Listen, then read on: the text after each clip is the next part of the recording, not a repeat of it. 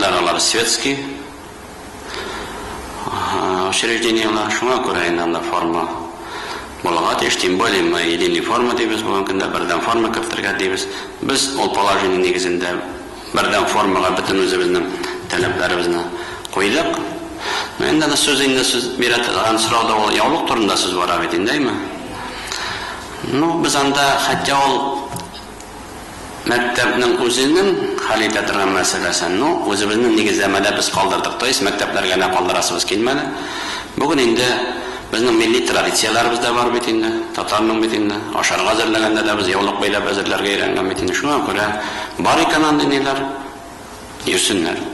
Нәрсә әйтәсең? Бүген мәктәп кырында торып яулыгын салдый бутырып булмый бит. Семьяда тем более бала шулай тәрбияләнгән икән, милли рухларда ул шулай дәвам итәчәк. Ул мәктәпкә бармаса бармас, уларны ташламаячак. Шуңа күрә без андый момент калдырдык.